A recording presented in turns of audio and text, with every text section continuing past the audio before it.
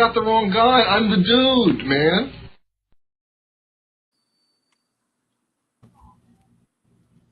Welcome to Around the Turnbuckle. I'm Big Al. My co-host is back, and his name is Kurt.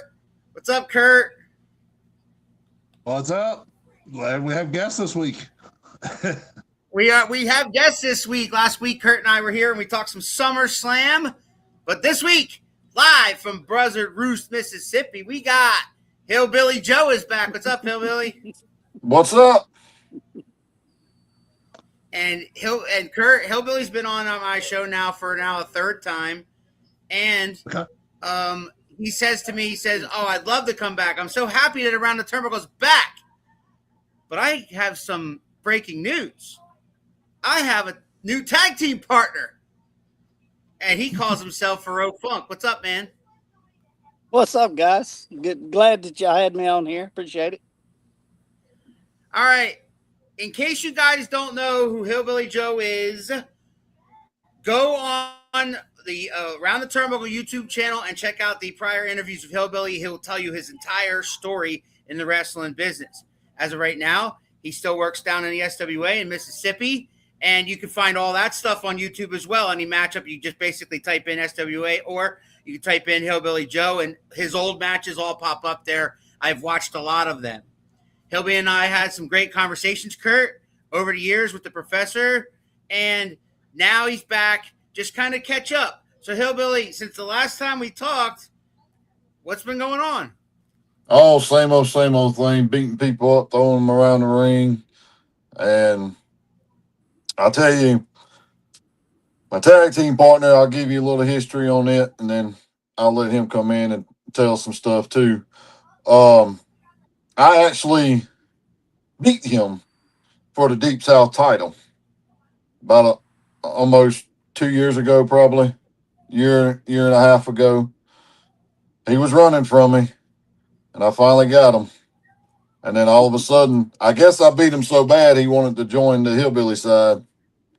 And now you got Hillbilly Phunk, and we're trying to get out there and make everything funky. Well, Phunk, I'd like to ask you, man. We haven't met you, so welcome to the Around the Turnbuckle show. I'm Big Al. That's Kurt. And how did you get started with the wrestling business? Like, where did it start for you? Were you a fan as a kid, or did it just kind of grow on you? Yeah, I mean, we were all fans as a kid. I mean, and it all starts somewhere. Memorial Day of 2002, me and my wife had separated, and I didn't have no family where we were at the time, and so I moved back in with my parents. And so we're in the pool one day, and my dad says, hey, there's a promotion in McGee, Mississippi. Let's go check it out. And at that time, I had that Mark mentality of, if it's not on TV, I don't want to watch. I don't want to have nothing to do with it.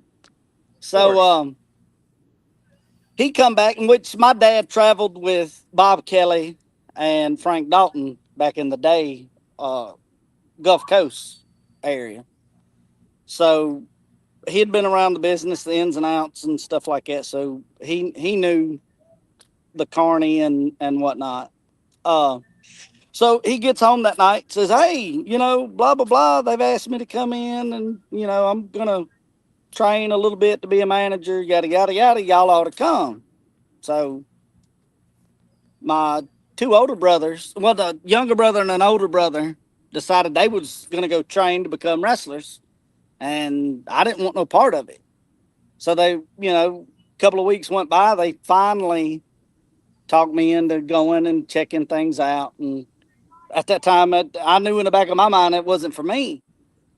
So the trainer, Marvin Galloway, goes by Brother Heavenly Love here in the South, was a head trainer at the time and had conned me into training. Well, I didn't care for the physicality of it at the time, and was like, well, I just want to be a manager. He said, well, managers has to take bumps too. I said, yeah, they don't have to remember as much and yada, yada, yada. So I trained for 3 or 4 months, and at the manager, or as a manager, and he's like, he comes to the locker room one night. We was having a show.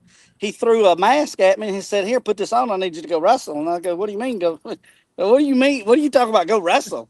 And he says, "Yeah, I need you to go wrestle this match." It was a tag match, and I said, "Dude, I don't know how to wrestle." He says, "Yes, you do." He said, "Put this on and go out there." Well, put the mask on, whatever. I think it was a pair of camouflage pants and a white T-shirt with this mask on, and you know, I, I tried my best, at the time, but the whole time he was, at the next training session, you know, I this whole time he was training me to be a wrestler, not a manager. When we was training, I didn't know. I was too stupid to, I was a mark, So at the next training session, he says, "All right," he says, "Now I'm fixing to show you you can wrestle." And we got in there and we rolled around for 15, 20 minutes. And he looks at me and he says, "Now, do you understand?" And, and at that, when it finally clicked, it did, you know.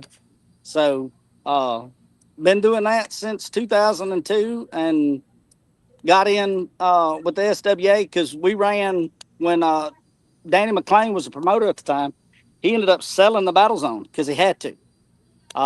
So he ended up selling it to me and my parents. So we took the Battle Zone. It was between '04 and '05, somewhere in that uh, time gap. So we started out. We was running every other weekend, and that was at that time here in Mississippi. The business has been murdered. It was dead. So uh, he started it in McGee in 2002. So between 2004 2005, we ended up buying it, and we were running every weekend. Well, you if you knew, you guys know how marks are. Everybody thinks that since they could buy a pair of wrestling boots off of eBay or High Spots, they're a wrestler. I got me a pair of wrestling. I'm a wrestler. So there was this Mark that had decided to open his own promotion because he had been coming to the Battle Zone and he had seen, got to know some of the guys and whatnot. And I was always taught to protect the business, keep the marks at arm's length, keep them away from the business. And then to this day, I still agree with it. Uh, so he started the promotion, and he wanted me to come in and do some things, and we just didn't. Something I just wasn't agreeing with, and he was wanting some help at the time, so I was going to try to help him. But after we had that discussion, I just kind of backed away from him. Um, so then he pissed me off, and so I started running every Saturday night. So we ran consistently every Saturday night uh, for about 12 years until we were actually kicked out of the building. Uh, I want to say 2013, 14, something like that. We were kicked out. And so Battle Zone has just been, we found a new home, but we just been running once a month now. Hell, I've gotten older. A lot of the guys have gotten older. Everybody that I've broke in with are either out of the business, too broke up to wrestle, or they're still trying to have matches running mud show. You know what I'm saying? But I got in. I don't know what's it been, Hillbilly. About 4 years ago, I got in with SWA. Yeah.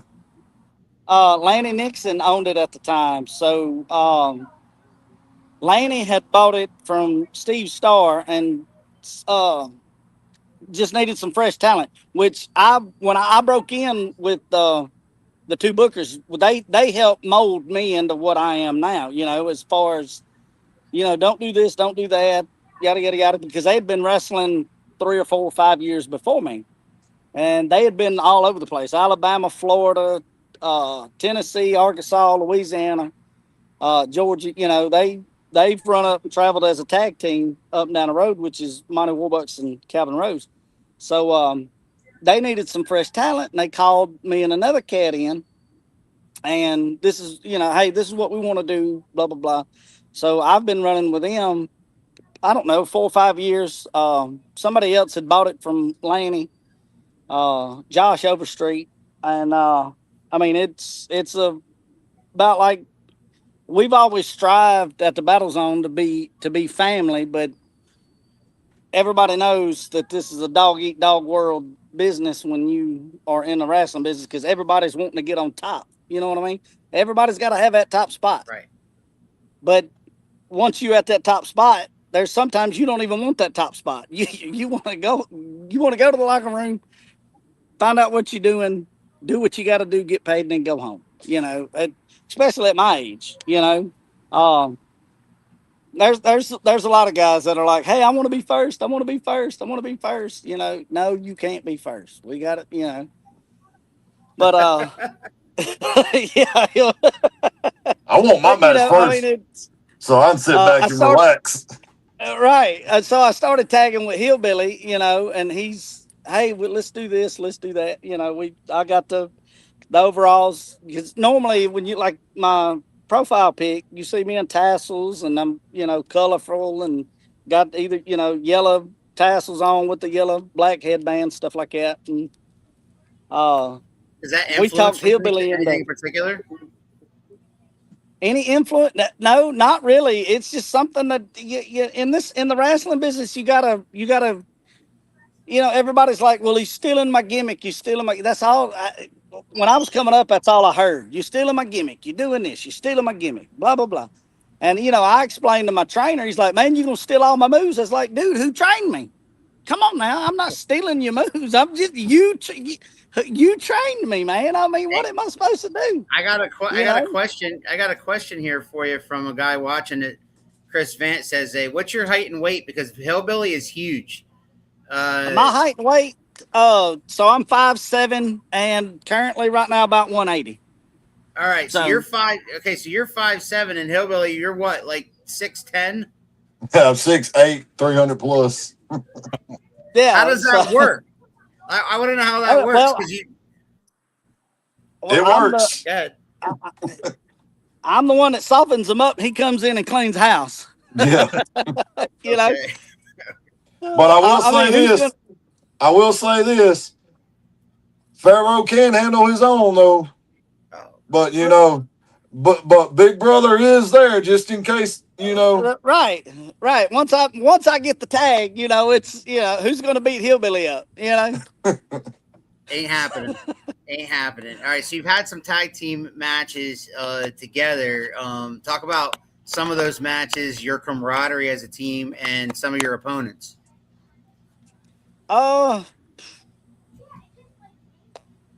We've wrestled the Daybreakers, DFB boys. We did have them. We did have them. We had the Hosey brothers one time because they wanted to stick their nose in our business. Right. But we're cool with them now. We're cool. We're back cool with them. Yeah, I mean, and so me and Hillbilly, we're an unorthodox tag team. I mean, look, you look at my size, look at his size. I mean, there's a few things we could do as a tag team, but I mean, we make it work. So we've tagged in the Battle Zone. Do you remember who did we wrestle in the battle? Was it Cliff Rogers and your son? Yeah, Michael Parrish. Yeah. Oh, and we did wrestle Michael Parrish and Samson Richards. We did do that. At SWA. Yeah. I think that was our first match together. I think it was. Have you guys protected a tag team move to like a tag team finish? No, not really. Because I'm normally just like beat up, rolled under the ropes, just watching him. And then when, I catch my breath, that's when I get back in. And I just do what big brothers normally do when little brothers are starting to get jumped on. Right. Just get it there. And then little brother comes in there and shows them that, hey, I don't always need my big brother. Watch this. Right. Funk, we did get him. would you rather be on his team than fighting him? Oh, absolutely, absolutely. I mean, come on now. He's what 6'7"? He said You know, 6'8". yeah. I mean, I guess you call me crazy when I did have to wrestle him at the time. You know, call me. Well, I don't know if that's crazy. It may just been more stupid. You know, but had to But do what you I had but to you was do. kind of You know, smart about it though. You ran from me. that's true. That's true. I can't You outrun him. you did run from me, and then I said, Absolutely. you know what, you're not gonna run from me anymore. So I challenged him to a bull rope match, and I was like, let's go. Yeah. And So see, I will hell say no. this. I will say this. I know we're partners and all, but that was kind of dumb of you, brother. I Well, I mean, a mean, bull rope match with me, and you couldn't run. I had you until you tied me up. I'm a hillbilly. What am I supposed to do? Hey, okay. So now, so let's get off of that. Show them your clock that I got you to start wearing. So you know, It's in the other room. Give me a second, and I'll go get it. go get Uh, it, go get it. So he's like, hey, what can I do to kind of make the tag team mesh a little bit? And I said, well, get you a clock like Flavor Flav and wear it like Flavor Flav. Oh So man, so is there footage of he, him coming to the ring with that? yeah. Matter of fact, there's a picture somewhere. There's a picture somewhere on I Facebook gotta of see it. him with I it gotta on. see this. I gotta see this. Yeah, but no. Now, Back go to your ahead. question. Yeah. As far as like the tassels or anything, no, it's just something that's um, it's kind of my own. You know what I mean? Because you got to be different from everybody else. But like it's because of the simple fact, everybody, oh, you're stealing my gimmick. You're stealing my gimmick. So Well, I it's mean, just something. there's only so many gimmicks, right? And everybody takes a Right. piece of something. You know, like Absolutely. the Absolutely. the the young bucks obviously robbed from every flamboyant team before them, the Hardy brothers, etc. Blah blah blah. But a lot of guys take a piece of this guy, a piece of that guy. Like I only asked influences because a lot of great wrestlers wore tassels, such as Macho Man Randy Savage, Shawn Michaels, the Ultimate Absolutely. Warrior, etc. Oh, mine are big and bulky. I got so, so. I think I wear more tassels than they do. I promise you. Who is the Yeah. current SWA Tag Team Champions? Right now it's kind of up in the air between DFB and the Riots. But are you guys in the running for that? Not yet. Not No? yet. We're trying to influence that. Did you find it, Hillbilly? I got it. All So right, put it. I know he kind of probably gave you a rundown when I went to go get it, but Yes. I do have it.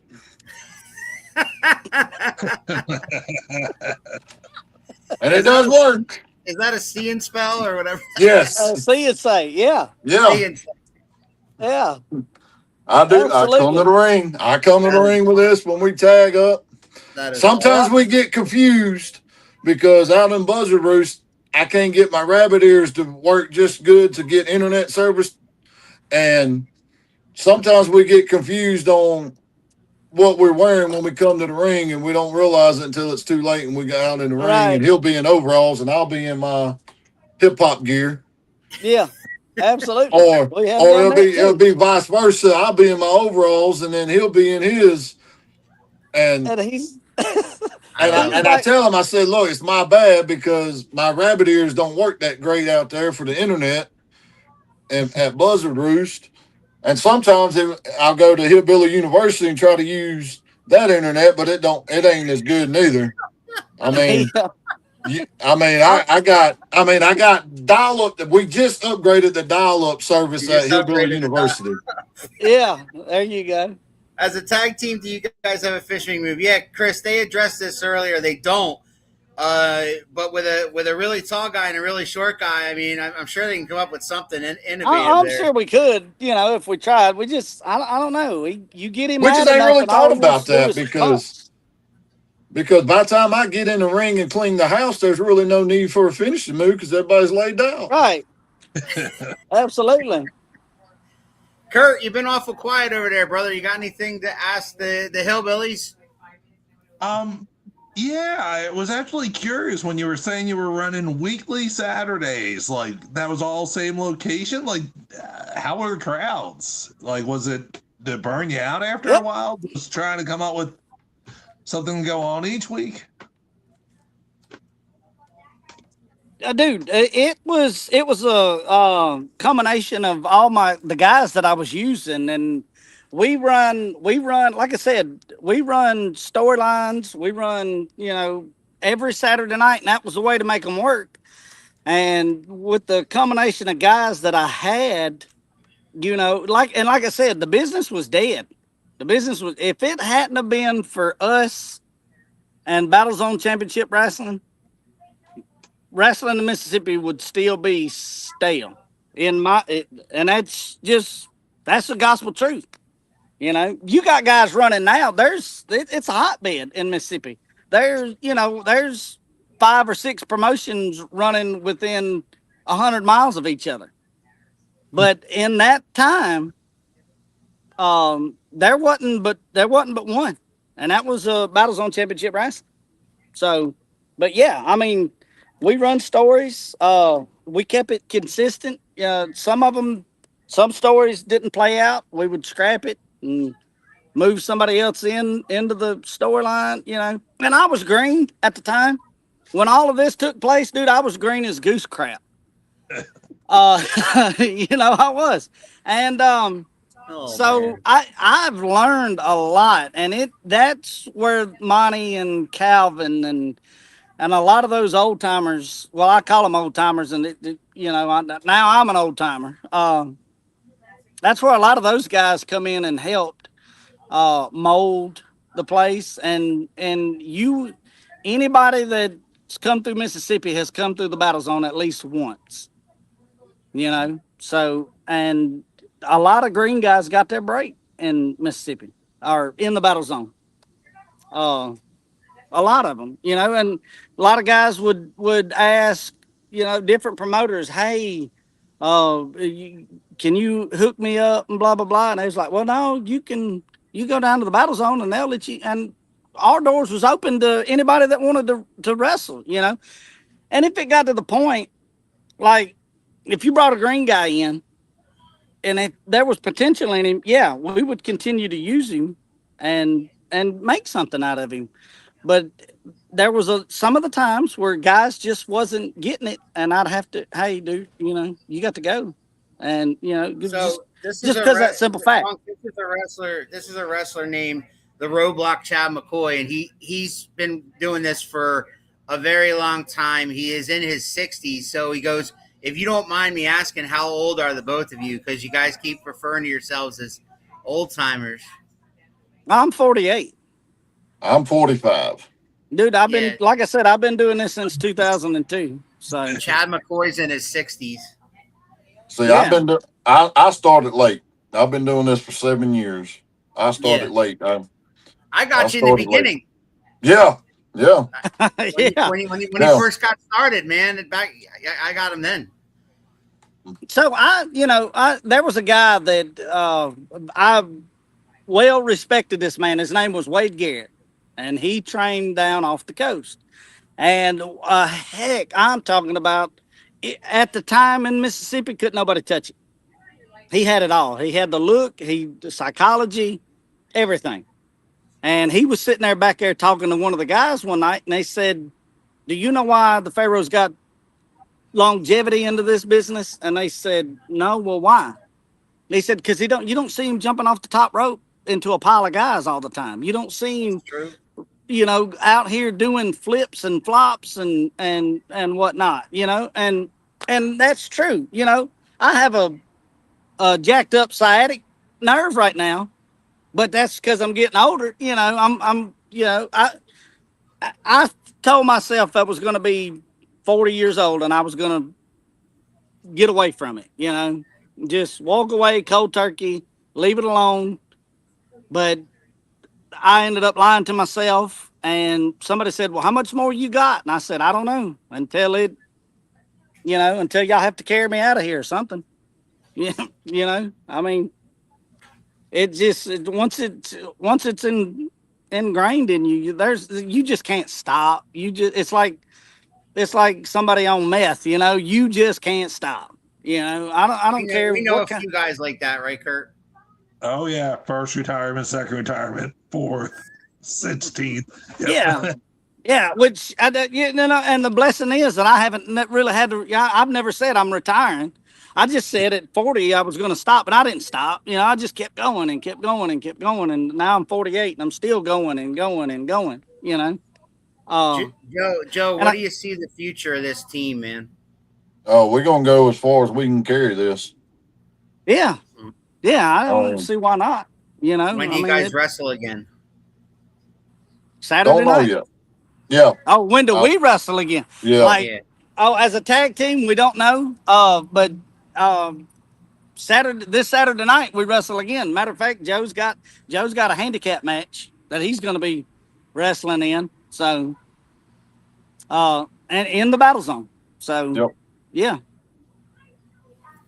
Well, if y'all want Um, to make sure you give these guys a follow, just search Hillbilly Joe and Pharaoh Funk on Facebook and all the other social medias and check out what they got going on. If you're down in the Mississippi area or Alabama or places like that, I'm sure you can find the SWA. And if you're up here with me and Kurt in the Northeast, you can find SWA all over YouTube. It's all over there, and you can check out what they do. They used to be Hillbilly. Correct me if I'm wrong. You guys used to be on Fight TV, right? Yes, we used to be on Fight, and we got away from that, and then everything's on YouTube now. And everything's on YouTube, but you can find it on SWA, Yes. Deep South Wrestling. It's great. It's good stuff. They have nice crowds. Kurt, to answer your question, these guys usually wrestle. What we, I mean, most of the matches I've seen you in Hillbilly like online have been in like a high school gym. Is that accurate? Yes. Yes. Oh, at the SWA, we do fundraisers for schools, churches, and stuff like that. Um, and we pack it out. We pack it out. Battle Zone's got their one building that they run. Occasionally, they may run to a different area, do something special. They pack their buildings out. I mean, right now, the two best ones going around Mississippi is SWA and Battle Zone. And you I guys, mean, what kind of crowds do you guys usually carry? And is it once a month now? yeah. Well, SWA is normally once a month. Sometimes SWA will have two a month. Mm-hmm. And yeah, and then then we run once a month, but we don't draw the crowds that SWA does. We've got our consistent, like I said, one. It varies. Mississippi is kind of finicky for some reason, but we'll draw. I think our worst draw is 75, and we'll draw anywhere from 75 to that 125. But we're consistent. And then that's all. That's all I ask for. As long as we're That's three consistent, we're WA. That's fine. 3 WA crowd, right? Right, Kurt? Yeah, at least that. And we have those regulars who are always We've there. had 150 before. You could fit 150 in that arena. Yeah, I think the match was 200. Unfortunately, we haven't had a location like the mall where we were having 400 plus. Yeah, because you can only put 180. We have a max limit of 100. That's including the wrestlers, though. Oh wow! dang. All right, See, so SWA is their top is 800 something. We had at a show before, Awesome. and it's anywhere from. It really depends on what school area we at. It normally averages anywhere from 2 to 800. No. When the promoter looks at you and says, "Man, 350, that's a bad draw," I hit the floor. I'm like, "Do what? Do what? 350 is a bad man. Stop that."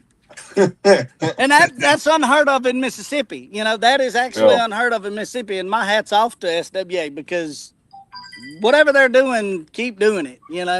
I think our biggest draw that we've had, because we've gotten in with the Gabby Strong Foundation, so we're we're lining it up to do it once a year in Flowood, Mississippi. So the Gabby Strong Foundation, she was a 14-year-old little girl who had cancer. And how Gabby Strong Foundation got started was because she wanted to raise money to give to other families that had children, pediatric cancer. She wanted to raise that money and give to them because pediatric research is only like 3-4% of federal money that is given to pediatric. We spend money on stupid stuff, and they up and wherever, but that's only like 3 or 4% only goes to pediatric cancer research. So, I think we drew 450 that night. I love that. For that foundation, That's great. So, Great. Chris has another question. Which wrestler do you both mentor your wrestling style after? I think Hillbilly's like a big mountainous slugger type, like the Big Show type, right? Right, Hillbilly? Yeah, somewhere. Yeah, you can put me in the category of the Big Show type fighter, hillbilly Jim, type. I'm just a brawler. like a brawler. You're a brawler. You're How not about a you, flipper. Funk? That's good. I don't know if I mimic after anybody. Truthfully, I've always looked at Terry Taylor. When that was my guy. That was my go-to guy Good because he had choice. it all. Terry had he had the looks, he had the ability. Um, it Terry Taylor. If Terry He Taylor can would have been wrestle anything. marketed right, if he would have been marketed and pushed like he was supposed to have been, Terry Taylor would have surpassed Ric Flair years ago. But Ric Flair had a mind for it. So, Right. Guys, is there anything that we have not talked about that you would like to talk about before we let you guys go? uh, no, I think I covered pretty much Yeah, everything. Well, we'd love to have you back, just a solo job where we talk about your whole Yeah, entire career, some of the highlights of your career, maybe some of some road stories or some fun stuff like that when we have more time. absolutely, absolutely, Billy, absolutely. anything you want to add before we let you guys go? no, I've pretty much well covered everything. I mean, everybody already knows my backstory.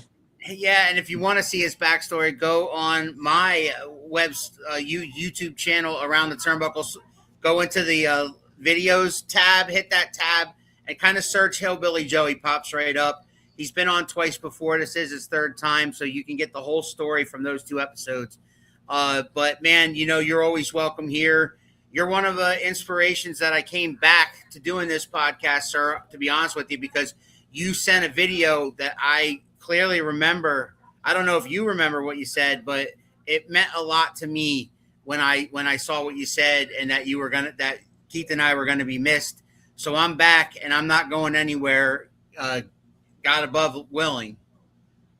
I'm glad you're back. Love it, man. Like I said, if you guys watching, if you want to see Hillbilly Joe and Pharaoh Funk in action in the SWA and otherwise, just go on YouTube. It's all there. You can find them singles wrestling. You can find them wrestling each other for the Deep South Championship. You can find them tag teaming and see how that goes from here. Just look up the SWA on SWA YouTube channel, and you can follow these guys by their names. They're right there, right next to their pictures. You can follow them on Facebook and know everything that's going on with the Hillbillies. Gentlemen, great having you on Around the Turnbuckle today. Thanks for having us. Thanks, I always guys. enjoy it. Right, Love it, man. yes. Yes, sir. I hope you guys have fun. We'll see you soon. Pharaoh, All right. let me know. Let me know when you're available solo, brother. Will do, sir. Will do. There they are. That's the Hillbillies, Kurt. And Fun talk. Yep. yeah, I mean, I love when I talk to those guys, I want to try to see the differences or the similarities between what we do, you and I, as far as being involved with the 3WA and others go. I mean, I know you you were at PCWA last night. How'd that show go? Oh, that was a good show. We enjoyed it. It's been a while since we did one of theirs, but lucked out. And next month they're doing a free show. So anyone who's thinking about checking them out, their September show is going to be a free show. And then I get to do one more this year in October for them. So. All right, I want to thank I want to thank the road before they disappear. I want to thank the Roadblock Chad McCoy and Chris for their questions to the Hillbillies. I appreciate it. I always try to keep it now to 30 minutes so that we could talk some other wrestling. And this week, Kurt, we lost a legend. Yes, he was 85, something like that. But Dory Phunk Jr. passed away this week. There's all kinds of posts all over social media about it. I'll tell you this. My earliest remembers of Dory was teaming up with Terry Funk, watching him on World Class Championship Wrestling, whenever it was on TV. Sometimes it was on TBS, sometimes it was on cable or other channels.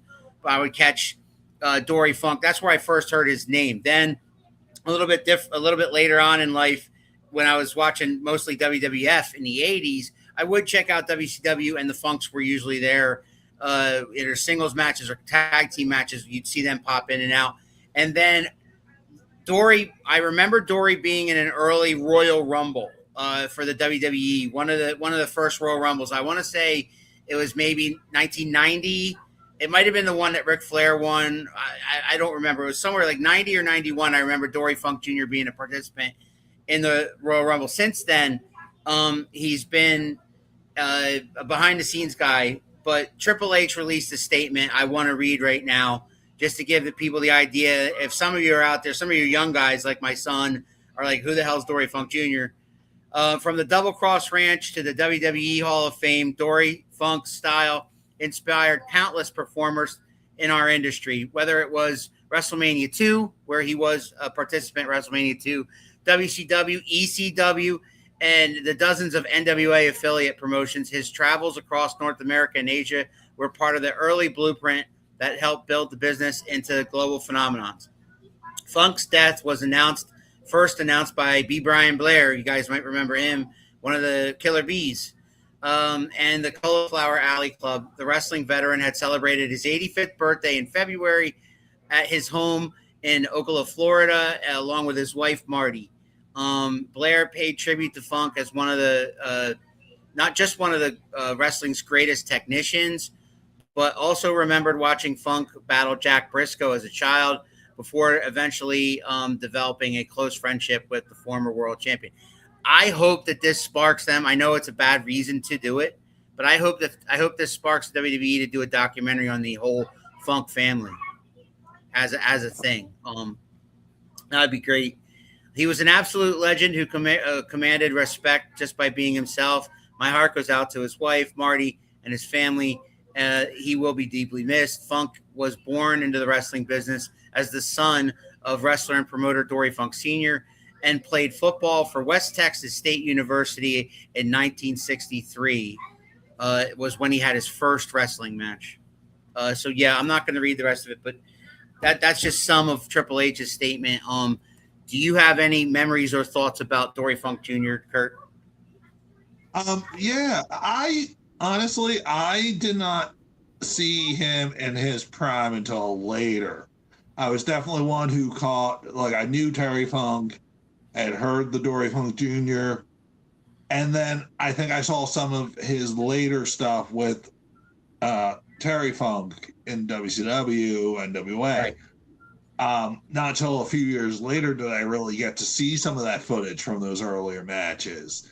And he really was very good. Just as good as Terry in the ring, if not better. Didn't have that wild side as far as Terry. Right. I'd say the main difference, if you watch the two of them wrestle together, you could see a very similar style between the two. The difference, Terry's personality overshadowed, really was above and beyond the kind of wrestling character you want to see. And it evolved over the years. It evolved into this crazy person that ended up being an ECW, and you know what I mean? So the hardcore. It turned into his matches with Cactus Jack are well documented with the barbed wire over in Japan and all that stuff. But before that, they were grapplers down in Texas. But Terry Funk, what he became, one of the greatest of all time, and some people's Mount Rushmores of wrestling, versus Dory. I think it's kind of like a situation where he's just as good, but he wasn't Terry Funk. It's like Owen Hart. He's just as good as Bret, but wasn't Bret Hart. You know what I mean? Yeah, and in this case, he was world champ first, right? It was the dad had been, he got the title, and then Terry got it a few years later. Right. Yeah. So. Yes, a Funk family documentary should be awesome, or even an Orton family documentary. Well, too, yeah, add that to the list, definitely. But Dory Funk's legacy is definitely intact. He's a WWE Hall of Famer. But in a lot of people's eyes, even if you don't like the WWE, he's a wrestling Hall of Famer and anybody's Hall of Fame, in my opinion. Mm-hmm. So, go ahead. I was just a bit of news though. Crowbar getting Hall of Fame finally. Okay. The Indie Hall of Fame. Right. He's supposed to go in. It was just like, yeah, that's one who's just like wrestled everywhere. He played that part in multiple promotions, and I still remember seeing plenty of cards where he was trashing to it, and that was good to hear. That he'll be going in. Some of those longer term, we don't. I won't even say a jobber, but like someone who can come in, win, lose, and then move on. Well, and yeah.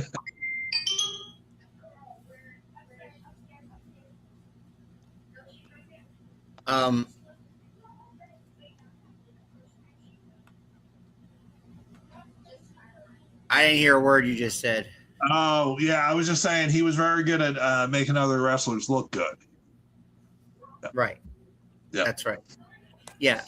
Crowbar definitely well deserved there. We got 3WA on August the 22nd. That's coming up. Sooner than later. And that will be at the Q Mart. Did you see the video footage of the Q Mart being flooded that last storm last week? I hope that's all normal now. Same here. Like, I don't know what type of damage the 3WA arena might have gotten out of that. Most of the stuff I saw was towards the other end, but there was a good amount of water in those stores. I know the video store had leaks and flooding too, and they're right by the arena. So, right. And the arcade, I saw the arcade had water in it. Oh, okay. Yeah, then we definitely got flooded in there. So hopefully, we'll see how that looks. So stay tuned to the 3WA Facebook page for updates on what's going on in the world of 3WA. You can see what James Winthorpe is up to now. You can see some of the match cards will start to pop up here in the next couple weeks, as they usually do leading up to the show. And I will be doing a 3WA pre-show on 12 noon on that day. Who my co-host is that day, I don't know yet. I like to keep it different every time so that I don't get accused of any more bias in the 3WA, because I can't have JT Cage or Top Shelf Tyler Sims every time. I'd like to get a different person. Co-host me last month was Kai Thomas. I got to say that, straight up shoot, I was honored to be at Connie Thomas's wedding. He got married last Saturday. So congratulations to him and his wife. But I was very honored to be there, Kurt, and spent some time with them out there. I didn't know that they lived that far away. They live out in Lewis. They live out in Lewistown, which is out past Harrisburg for me. So but it was an experience. It was interesting. It was definitely no pun intended to our guests today. It was definitely a hillbilly wedding, but it was fun, and I hope they had a good time. And we'll see the MILF magnet in action. Just because he got married, ladies, doesn't mean he's not a MILF magnet. He could be a MILF magnet and not act on that. You know what I'm saying? Like they just come to him, and then he's got to be like, "Oh, sorry, girls, I got a ring," or one of those deals. Who knows? Or maybe he won't. I don't know. But you got to come down to Quakertown, and Kurt and I will be there.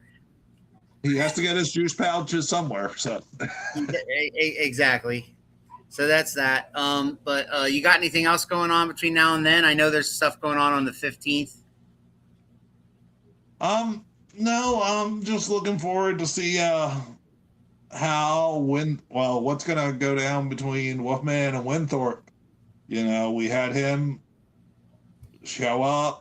He wore mask, and he wore a mask, and he attacked Autumn Breeze. There you go. What? Well, I don't want to say anything. Torture him, or but I'm gonna have a talk with 3WA management, because the guy put his hands on me, and now I put his hands on the women's champion. This stuff has to stop, and I think I have an idea. And if they go with it, then hopefully we have a chance to stop the Prime Minister in his tracks come September.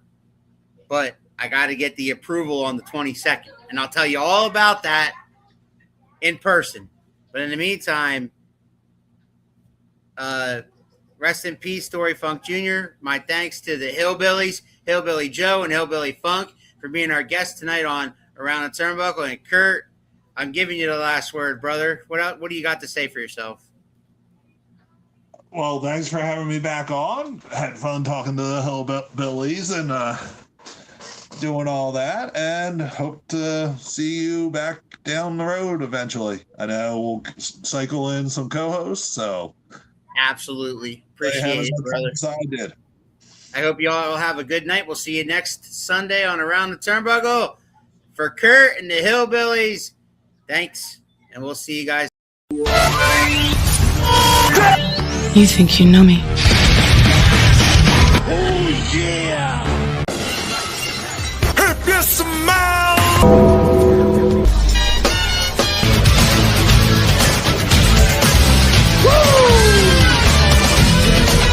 Calculations are correct. When this baby hits 88 miles per hour, you're gonna see some serious shit.